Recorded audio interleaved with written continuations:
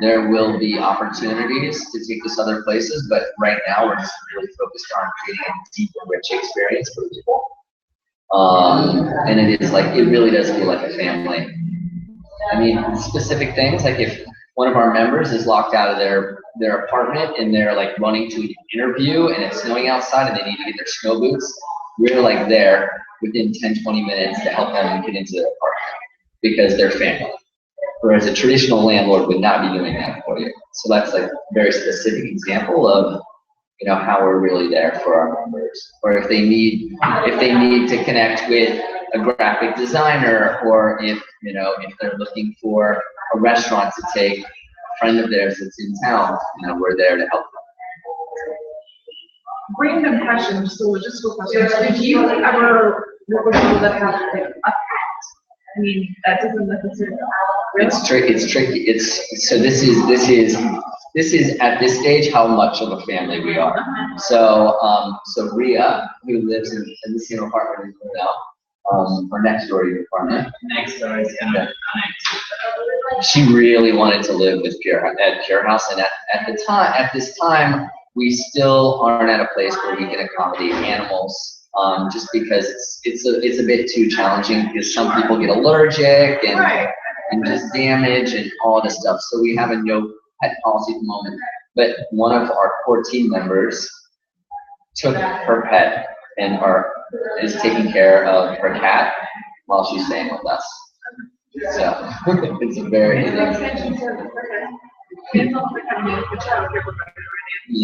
and we're also like for people that you know need to like store stuff, like we're developing like storage lockers, and I mean there's just a lot of like little details that we're learning with each day how we can better serve our community. Okay. The rent that you charge also covers all the other you know, things that you spoke of, deep events, the extras, whatever it may be.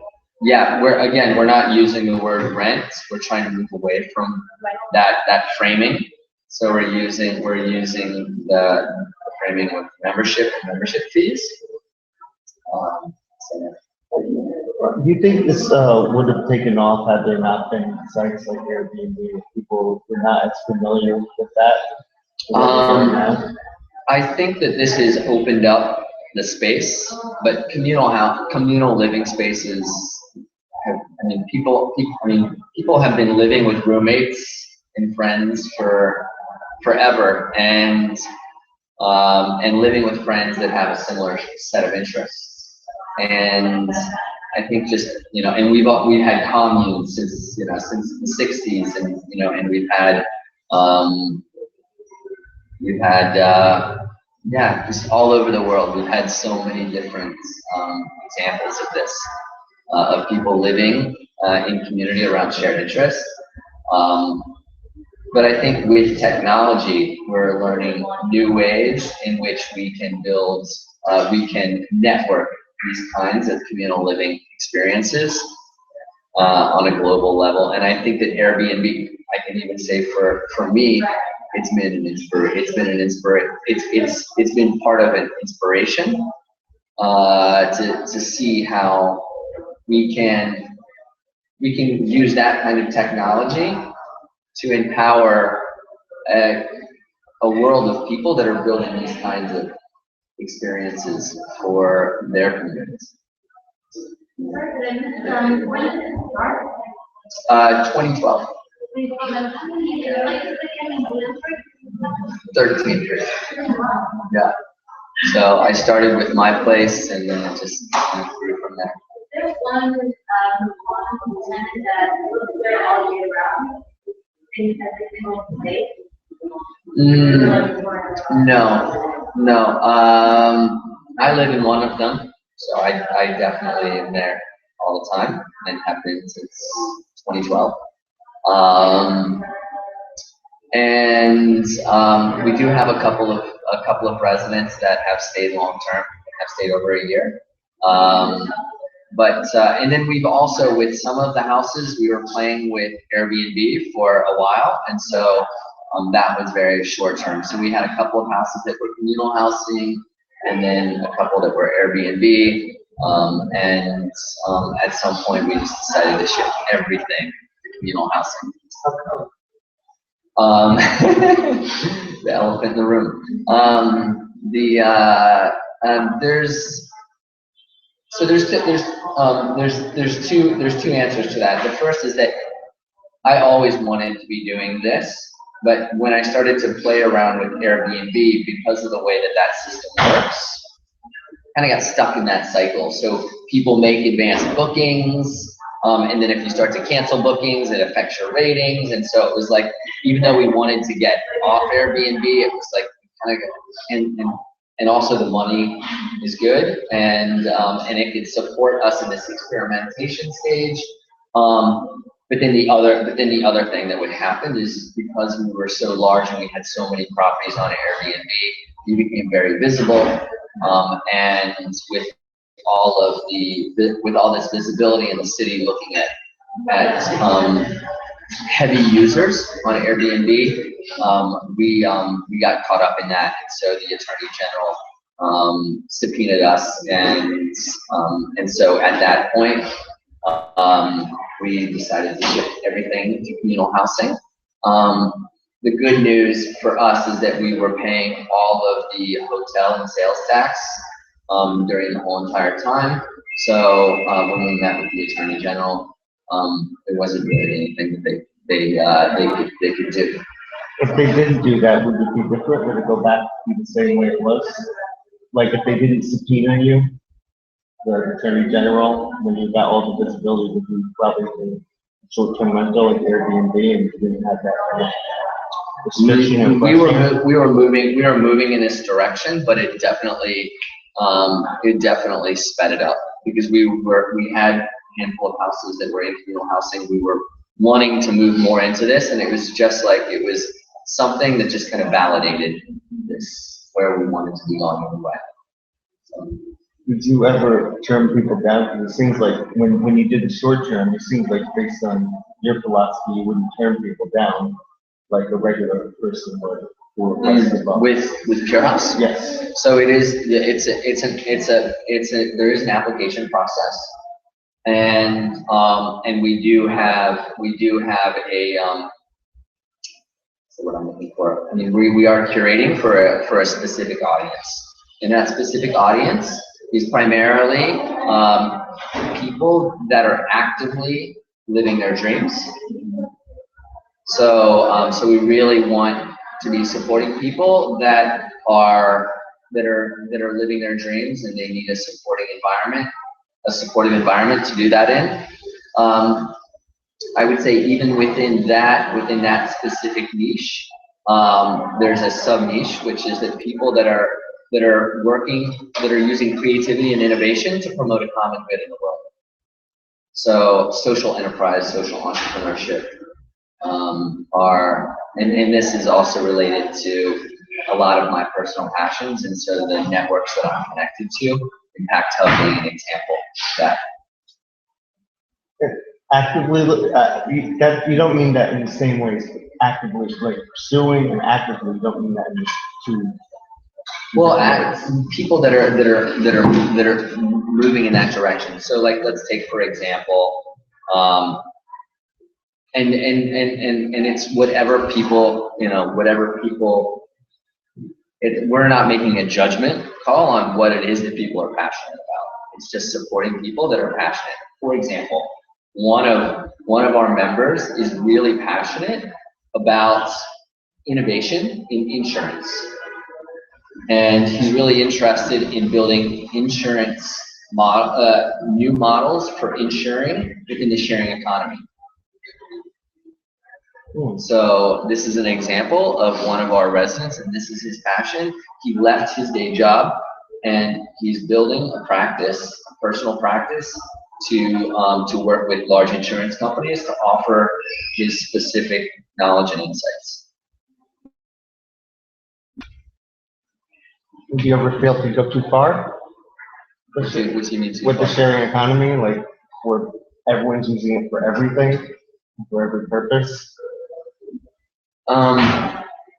You know what I mean? Like sometimes, like remember we were talking about the pendulum. Oh yeah, we were talking about how the pendulum swings because I think the sharing economy is a reaction to a hyper-consumption centric world where I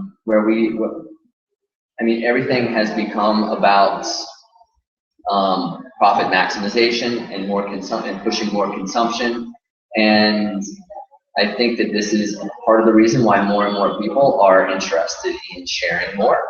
And there's a lot more complexity to it because it also makes a lot of sense financially to share. So there's just a lot of aligned incentives there to allow this to grow. But now you're seeing this pendulum swing to the point where people are now trying to, or there are platforms to share almost everything.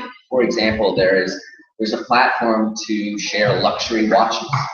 So if it's more like it's a membership club, but it's if you want to share $10 to $50,000 watches, there's a sharing economy platform for that.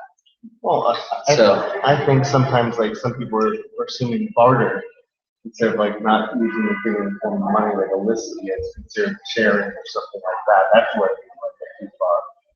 So people are like, well, I'll do this for you instead of, you know, I've had people come to me, it's like, rather than me pay to rent your place, I'll do chores for you. And I think that's going too far. People want things in the form where it's not money, like virtual currencies, like Listia, Yurtle. You know what I mean? Well, that's where I think it goes too far. I mean, for me, I think the sharing economy is part of a much broader disruption, which relates to our current, like our current centrally controlled currency markets.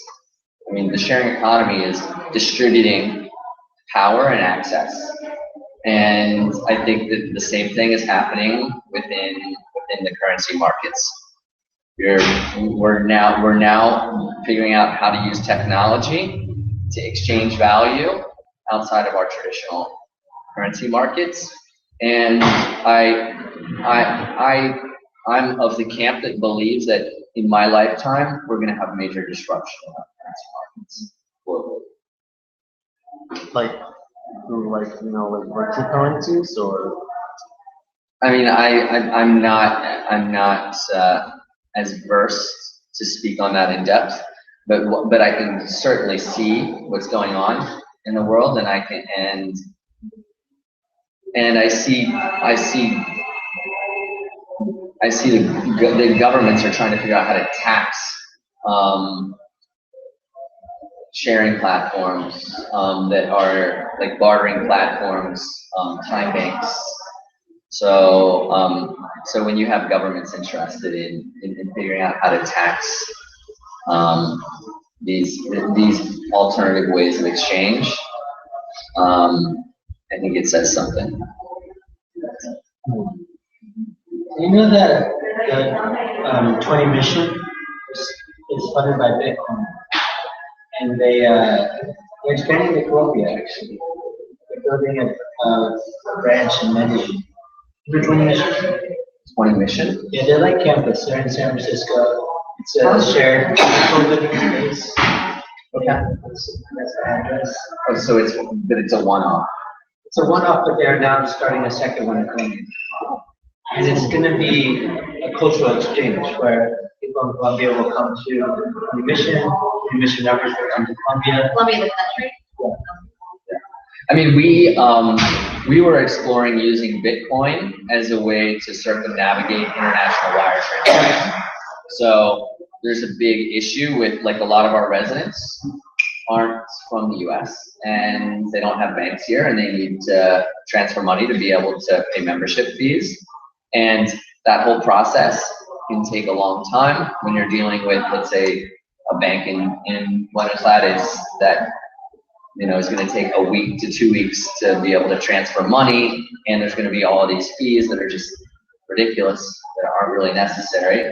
And so you can use platforms like Bitcoin to transfer dollars, into Bitcoins and then move the money overseas and then take it out in that So currency. have you used them? No. We explored it, but we're working with another platform called TransferWise, which is a genius platform that was just Richard Branson just invested in it. And this is like a disruptive sharing economy platform in that it's let's say that I want to transfer I'm in the US and I want to transfer $100 to Buenos Aires. And then there's somebody else in Buenos Aires that wants to transfer $100 to somebody in the US. I just swap money with that other person in the US. And so this is another.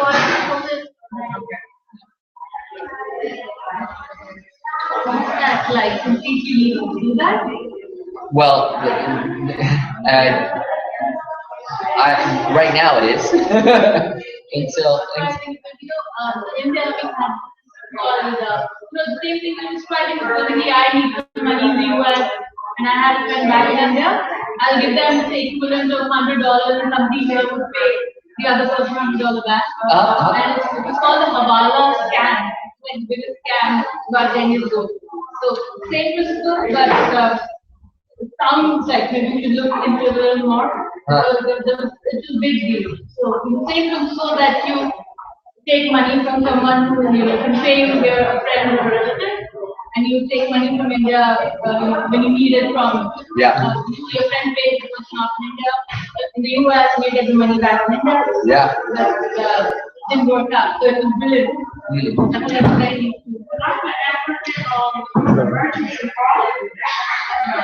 They don't send money back home as much. They'll just like pay such money over here and they'll go do their exchange that way. So they just say they're exchange. So they know they have two people that they know like, oh, it's no two person. The other say, give such and such some money and now it's some money over here. That's why they get around that. I was surprised because one day I'm in the store buying some stuff and he's like riding on the board. He's like, what if you just say that give somebody some money and they're going to get somebody some money? Like, oh, so that's a good thing before they go around. But that's how they move money. Yeah, they know each other basically. They come from the same village. And that's what it works out. Yeah. Yeah, all this stuff is really fascinating. Excuse me? Excuse me?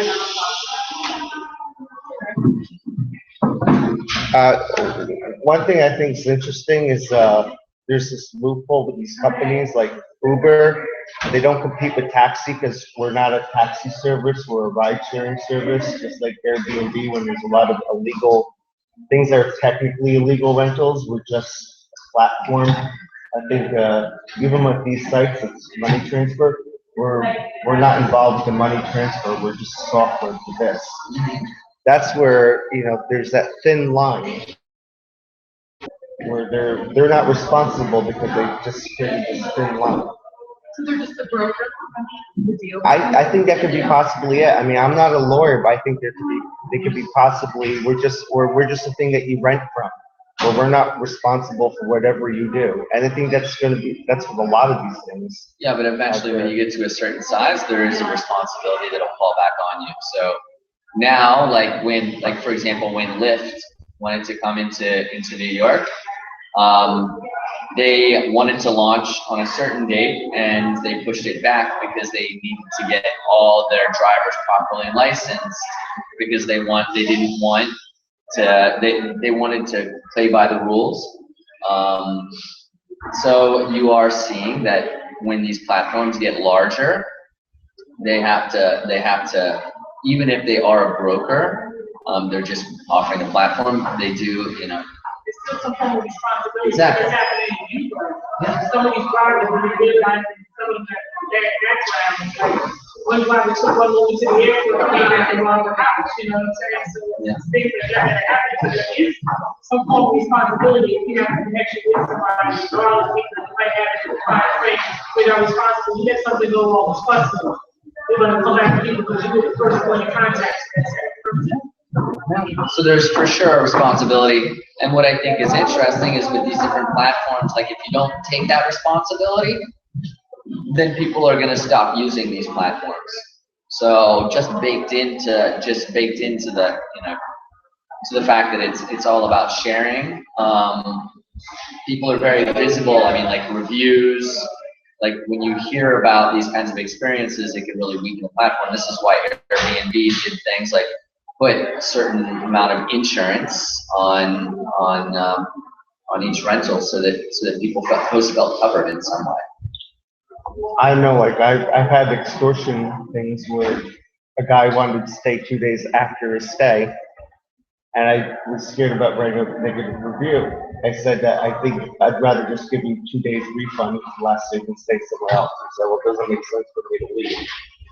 And I'm just saying that transparency, there's a lot of that, I guess it's kind of hard to get accurate reviews when there's so much fear. You know what I mean? Like, I wanted to leave him a negative review for the fact that he was demanding to have 2 days extra on top of his stay when he wasn't supposed to.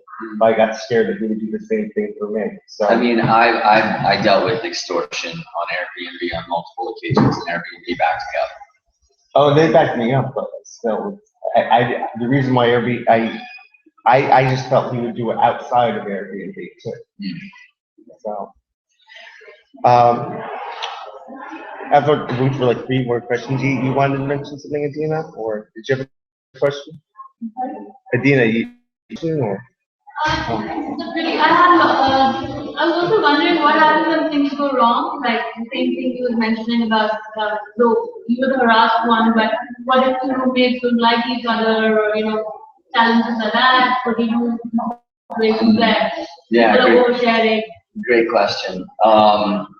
So it is a very nuanced thing, because if it does become a problem, it would ultimately have to be resolved in court. But we do the best that we can, and so the best that we can is just from an agreement perspective. Our agreements are very clear on the fact that this is a membership community. There's a use clause that gives people the use of an apartment, a bedroom. It's month to month. It can be terminated with 30 days notice. So there's a lot of clarity in the agreement. But at the end of the day, the most important thing is the personal communication. So first, we have a specific application and interview process.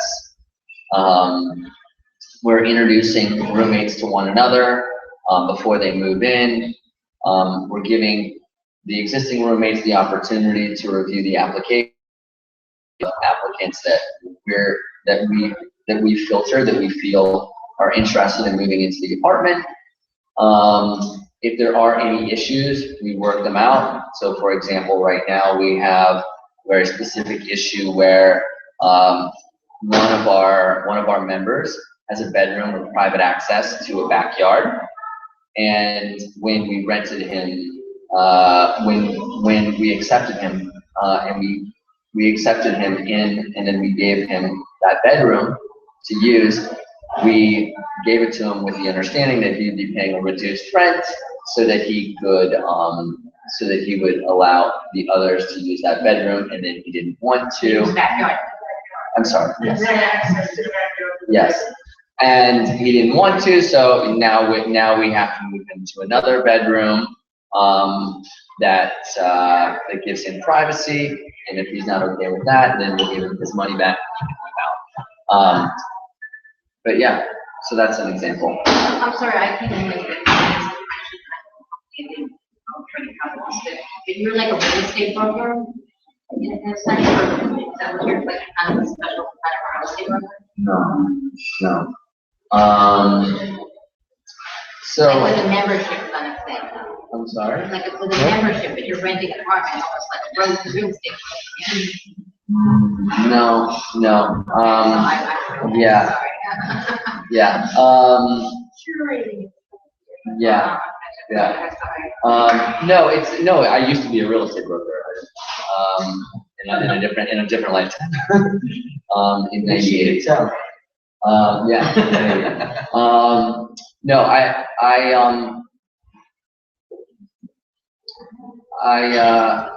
think it's a very different thing that we're doing than just matching people with apartments. Okay. So 3 more questions, and then we're gonna have time to mingle. So, Adina, Mike, and Bill. Question. I see if you could talk about your vision for 20 years from now, both for PureHouse and for the economy we're going in. Wow, that's a big one. Thank you. Yeah. So I'd say first of all, my chosen perspective is this idea of having intentions and then allowing things to happen. So I have a vision for how I see things, but I'm not interested in kind of like pushing my agenda or my intentions. And so I lay out this vision and then I just allow it to unfold. So for PureHouse, I envision a global network of living spaces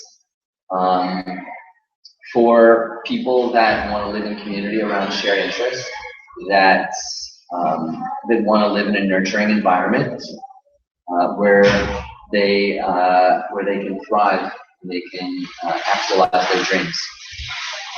I see it as a combination of these kind of centralized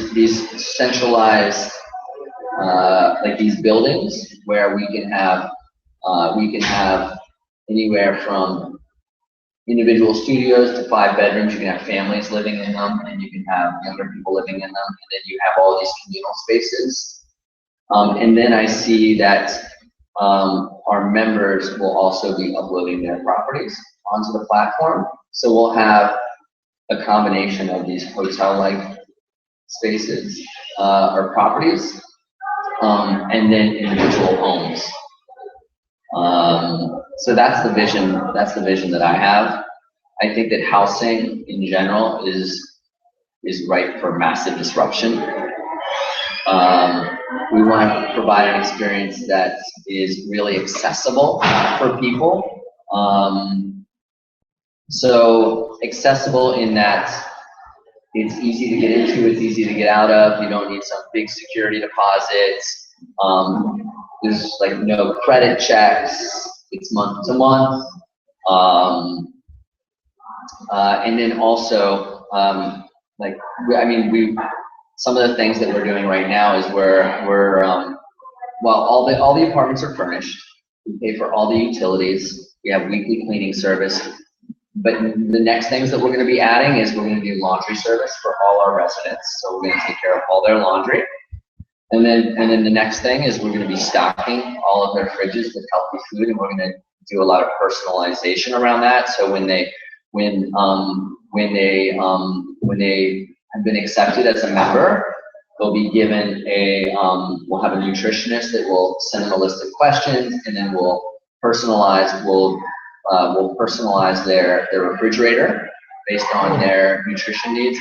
So there's a lot of like granular stuff that we're working on that's making their lifestyle, or that's creating this really accessible lifestyle for them to live healthy and to thrive in.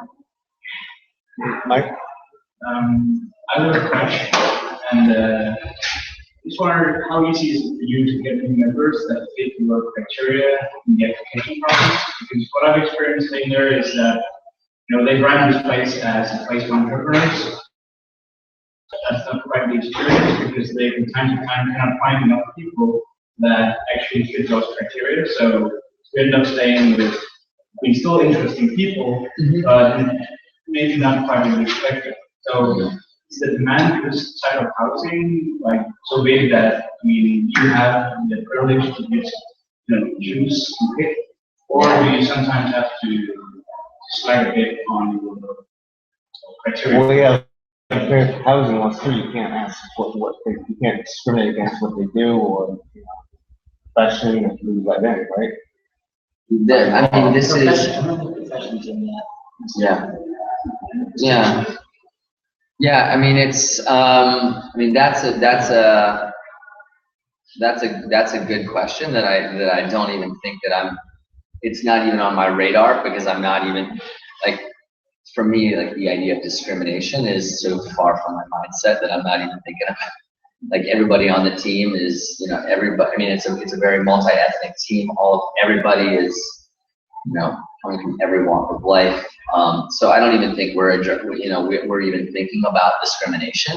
But it is something that we might need to think about eventually, especially laws, weird laws, you know, that you can't, you know, you ask a realtor who lives in the building, you know, they can't give you demographic information. And yeah, and this is exactly why I said that, you know, this is something that we'll have to think about in the future. But you know what, I just like I have I mentioned I have a precarious relationship with fear. I also have a precarious relationship with law and rules.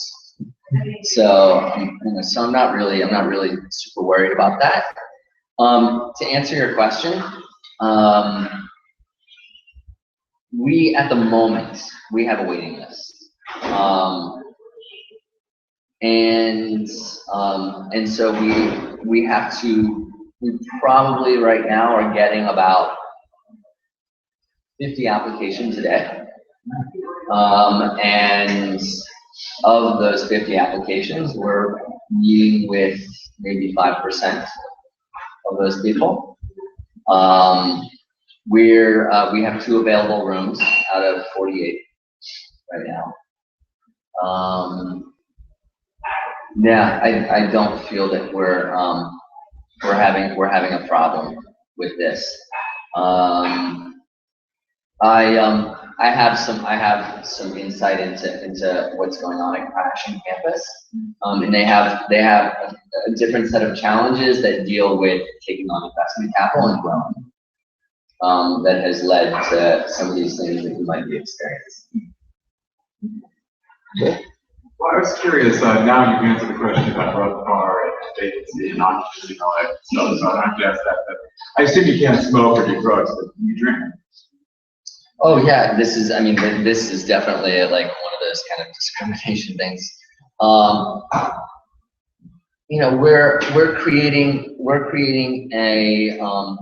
an environment that is open and accessible and accepting to all people, and at the same time, we're creating an experience. So there's the environment, and then there's the experience. So we're creating an environment that's open, accessible, and then we're creating an experience that is all about health and well-being. So, for example, when we're doing dinner parties and events, it's all really healthy food. We're being very intentional about the ingredients that we're sourcing, the chefs that we're choosing to prepare the food. And while we don't provide any alcohol. If our members want to bring alcohol, that's up to them. But it's not the energy in the environment that we're creating. So does that answer your question? Yeah, I just wanted to know if it's okay, cool to drink a glass of wine. Oh, totally.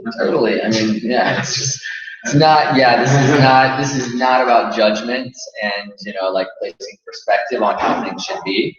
It's just presenting in like a good way. So, and anything you want to wrap this up with? No, I would just say that I'm totally open to answering any other questions and being supportive in any way. And thank you for coming. Yeah.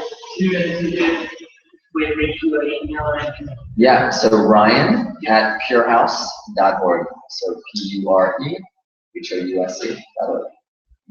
And we'll have time, like now everyone can talk, and we have like about an hour to give us a space where we can talk and ask each other. If anyone would like to suggest a get together of their own, I could post on the meetup group, because we want people to go out and meet in person. Okay. And basically, technology is a tool, but it's not a replacement. Yeah, absolutely. Well, thank you for organizing. No problem, thanks.